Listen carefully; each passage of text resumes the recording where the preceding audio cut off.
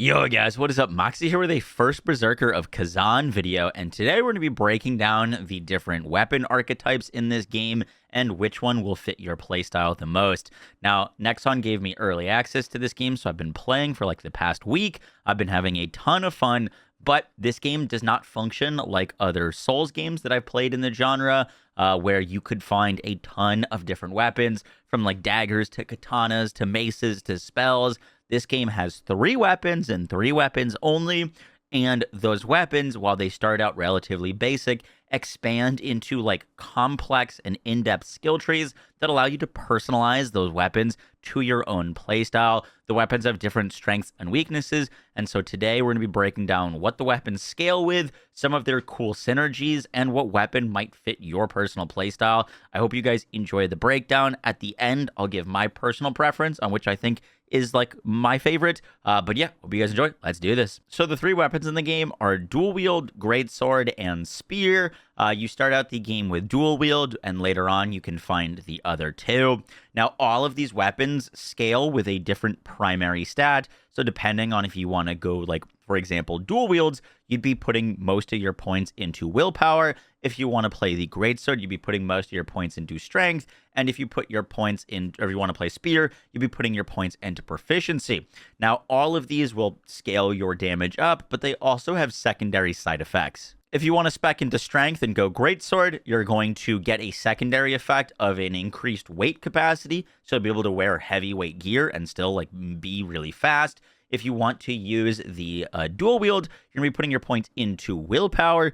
This is going to give you increased stamina recovery and guard stamina damage decrease. So if you're blocking and parrying a lot, you'll have reduced stamina drain, and you'll get that stamina back faster, which synergizes very well with the dual blades. And then lastly, we've got proficiency. This is going to be for your spear, and this will give you a stamina damage increase. So if you're hitting enemies, you're going to drain their stamina more with the spear, and you'll also have dodge stamina cost decrease, so you can dodge around with the spear more often. Each weapon also has their own skill trees, which we'll be deep diving in a second. But note that there's like a skill tree for each kind of attack, so that if you want to play like light attacks with your dual blades, you can really spec heavy into like the light attack tree. If you want to go just for your big mega swings on greatsword, you can spec into the like potent blow tree for your big charge attacks. And then each tree has like unique passives and skills that really like hone in on that weapon's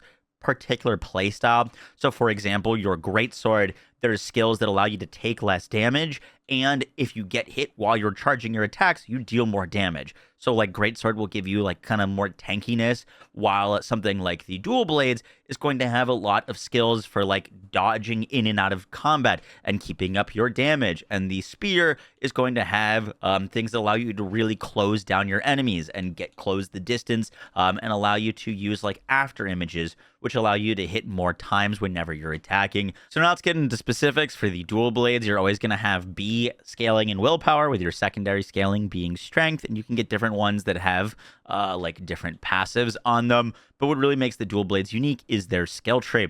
Now, I think the dual blades start out feeling okay, not great, but once you get some of their points, they really start to shine. Some of my personal favorite skills on dual blades is the whirlwind attack. After you do your like light attack, you can hit Y, which will send you up into the air to do a whirlwind, and the follow-up skills allow you to do a full chain from whirlwind, which allows you to go up into the air, then slam back down, and then slam towards an enemy. And it's a really powerful combo. It does use up a fair bit of stamina to use, but you can burst down enemies with it. And what really makes the dual blade shine for their swift attacks, in my opinion, is the sword dance. This is a 40-second buff that when you're using your like howling blades or your whirlwind attacks, which are your like big combos, you will have shadows that come and dance alongside you that'll hit additional times. It just kind of like feeds into that like flurry fantasy that you get with the dual blades. In the Potent Blow tree, one thing that's super awesome is the Gale attack. This allows you to basically inflict a status effect on enemies that's kind of like Bleed, but as you hit that enemy after you inflict Gale, they're going to take increased damage, and then you can build up that damage and then eventually detonate it into an explosion with Gale Smash, which is also a really cool skill. The Dual Blades also have a really cool skill called Deafness that allow you to like dodge in and out. So if you move and hit the A while attacking, you basically do this big dodge attack, and then you can get Deafness Lightfoot, which allows you to dodge even further, even like further improving that like speed fantasy that you get with these things. And then lastly, for the guard tree, one of the coolest attacks is Reversal Assault, that if you're blocking, you can like basically backstep while sending out a big aerial slash attack that also does a bunch of damage. And it's also cool to mention with the dual blades, inherently, you're going to be taking less stamina damage. And so you can use things like blowback, which allows you to deal damage to enemies when performing a brink guard. So you can deal damage while also blocking damage. This is a skill that both the dual blades and the greatsword share, which allows you to, still be doing damage even when you're playing defensively. Next up, we get to talk about the Greatsword. Now, the Greatsword is a weapon that starts out pretty basic and slow. It is that, kind of classic heavy-hitting, hard-hitting, but you hit less archetype. However, the Greatsword gets so many skills and abilities that allow it to play, honestly, pretty fast. And the thing that is unique for the Greatsword is its charge attacks. So the Greatsword's kind of bread and butter is charge attacks, and you can get your first one with Savage Momentum, which allows you to charge your swift attacks, which are your like light attacks. But once you get Mortal Blow, it allows you to go from your light attacks into your heavy attacks with a charge. And this Mortal Blow hits in a big sweeping AoE, does a bunch of damage, but with the Bloodshed skill, you're able to charge this Mortal Blow into like a second tier that also does a ton of damage. Nascence allows you to chain into these charge attacks more easily, and things like Overwhelm increase the charge speed of your charge attacks. And so basically with Greatsword, once you start getting its skill trees in, every attack that you're going to be doing is a charge attack. However, charge attacks can be pretty slow, can leave you vulnerable, and that's kind of what some of the other perks for Greatsword are going to do. In Potent Blow, for example, whenever you're charging up your heavy attack, you can actually block and then just continue to go into your heavy attack. This gives you defense while charging your attacks, and your heavy attack is the hardest hitting ability in the game that I've found, which is really awesome. And a Limit Break allows you to charge it to a second tier that does a massive shockwave and staggers enemies a ton. But what really makes the Greatsword flow is the Night Veil skill. This allows you to jump up into the air and slam down with some shadows. But after you do this, for the next like 40 seconds, anytime that you're doing any charge attack, you will do damage in an AoE. So if enemies are running at you while you're charging up, or about to hit you, you're going to be knocking them back with AoEs. And those AoEs are also going to be dealing a sizable amount of damage. So it just adds extra damage, but also kind of some extra defense while you're playing and doing all of these long charge-up attacks. And it feels really good. The next thing for the Greatsword is the Unbreakable tree. This even further leads into kind of the ability to tank damage, with Indomitable being that if you get hit while you're charging any of your attacks, those attacks will deal more damage. Heat of Battle allows you to take less damage while you're attacking. And then Inner Fury is a awesome buff that allows you to charge your attacks way faster. So you're basically, with Greatsword, you're going to be taking less damage, you're going to be charging up attacks, and you can just kind of brute force things. It's a really, really satisfying weapon. And then in Overrun, this is where you're going to get a lot of your like chase down skills with things like Helmbreaker that allow you to do an attack while you're sprinting at an enemy. And lastly to mention is Guard. Now, Guard has a really cool skill called Armor Breaker that, normally with a Greatsword, you wouldn't have a lot of windows to attack, but Armor Breaker allows you to immediately attack as soon as an enemy attacks you if you parry them. So it's like right after you hit your parry button, you then hit an attack, so you get like follow-ups, and that attack is very quick. And Avenger allows you to deal damage to enemies when you're brink guarding, which is basically your perfect parry. So you can perfect parry, all while dealing a bunch of damage to an enemy, and then interweave swift attacks in the meantime. And then as soon as the enemy's done attacking, you can go into your like huge like damage chains. And so Greatsword has a lot of synergies. It is one of my favorite weapons, and they really designed this thing well. And lastly, we get to talk about the spear. Now, the spear is one of the most unique weapons in the game, and one of the most unique feeling, mainly because, I haven't really played a game that has like a really fleshed out spear class. And spear is right in that middle ground, in my opinion, between Greatsword and Dual Blades, where it doesn't hit as hard as Greatsword, but it has very hard hitting attacks, and it doesn't hit as fast as Dual Blades, but it is very speedy and has a lot of mobility. And if you're looking for kind of like a middle ground, I think the spear is going to do phenomenal for you.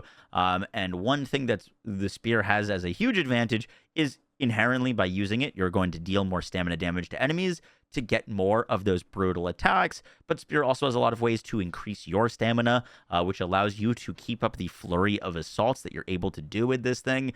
So let's break down its skill tree. So for the skill tree of the spear, one of the unique features of it is Moonlight Stance. Moonlight Stance basically activates whenever you're using your light attacks, and this allows you to get after images. After images, while you're in Moonlight Stance, will attack when you attack and deal additional damage to enemies. But while you're in Moonlight Stance, you can also get additional buffs, such as Vitality, which increases your stamina rate while in Moonlight Stance. And you can also do the Full Moon attack, which is a massive sweeping attack that hits in a large area. It's great at hitting multiple enemies. And then another thing to mention is your Crimson Strike. This is if you do a brutal attack while you're in Moonlight Stance, you can go into Crimson Strike, which does a ton of extra damage, and you're going to be using it against exhausted enemies, and you're going to be doing a bunch of exhaust damage with the spear. For the Potent Blow attack, this is your heavy attack. There's a bunch of cool things here. My favorite ability is the Spiral Thrust with the Swirl upgrade. This is a massive single target skill that allows you to charge up your spear and swirl into them. However, this deals greater damage after using a brutal attack, so after you do your execution, or when using the skill against exhausted enemies. So a lot of times you can do this when an enemy is down and then lead into a brutal strike, or do this right after brutal striking an enemy for even more damage. This thing hits really hard. You can also pick up Fighting Spirit, which increases the amount of spirit gained from your attacks. So just any attack, you're going to get more spirit from, so you can spam more of your spiral thrusts. In the chain tree, this is a lot of your follow-ups and like distance closers, but some of the ones to really call out are Devour, which allows you to recover one spirit every time an enemy is exhausted. So just by hitting them, you can get spirit back. And also Assault. This is a basically follow-through attack that allows you to jump and kick enemies that deals additional stamina damage to enemies whose stance is not broken, and you can follow that into Assault Glide to deal even more stamina damage, and grab Assault Ambush, which, if you're hitting an enemy from the side, you're going to deal even more damage to their stamina bar, so you can get even more of those exhausts. In the Shroud Tree, you've got a lot of large movement skills, such as Quick Slash that can dash you around, Vital Strike, which allows you to jump into the air and slam your spear down. And you've also got skills like Agility, which decrease the stamina cost of dodging. And then lastly, in the Guard Tree, you've got Breakdown, which allows you to deal damage to enemies affected by Brink, or more stamina damage to enemies affected by Brink Guard. So if you are parrying them, you're going to get a multiplier of their stamina damage you're dealing to them. And you also get a really cool skill called Heat Wave. This allows you to basically just spin your spear and parry every incoming attack. So if a boss or an enemy has a lot of fast attacks that are really hard to keep up and really hard to parry every single one, you can basically hit this skill and your character will parry for a certain amount of time. And with the upgrade to Whirlwind, you can just keep parrying and keep kind of blocking. But while this is happening, you also deal counter-strike damage, so it's not purely defensive. You can also deal damage to the enemy for every time that they attack you while you're spinning your thing. So if you're having difficulty with a boss and you can't keep track of their attack pattern, you can basically just use this as a get-out-of-jail-free card. It's very powerful, and that kind of rounds out the Spears kit. The spear is fantastic. It's got a ton of rage, tons of damage, and it's got the most synergy with the ability to do your burst or brutal attacks on enemies to deal a lot of damage. And in the commentary, there's a bunch of things that you can pick up for like brutal attacks and javelins. I've been using the Reap attack, which allows you to recover health whenever you brutal attack an enemy, which is nice. Whenever you do that, you can just get some health back, which can be a resource that you really need later on. Guys, that's going to do it for the video. I hope you enjoyed. I wanted to make this guide because it is a bit of a tough choice on what weapon you start with, because respeccing your stats is not something that's easy. You can respec between your trees and try out all the weapons, but you do kind of have to commit a bit stat-wise to one weapon or the other. So I hope you found this video informative. I hope you found it helpful. In my opinion, my personal time playing, I've been enjoying the Greatsword and the Spear the most. They feel ridiculously powerful. And then dual wield, I would put like one tier lower, but that's just me. That's my personal preference. You really can't go wrong. They're all strong, and they all have their like synergies and ways to play that make them feel so unique. So if you guys are checking out First Berserker of Khazan, I hope you have a great time. I'll have some more videos out on the game as well, such as some things that I wish I knew. I will catch y'all in the next one, guys. Take care. Peace.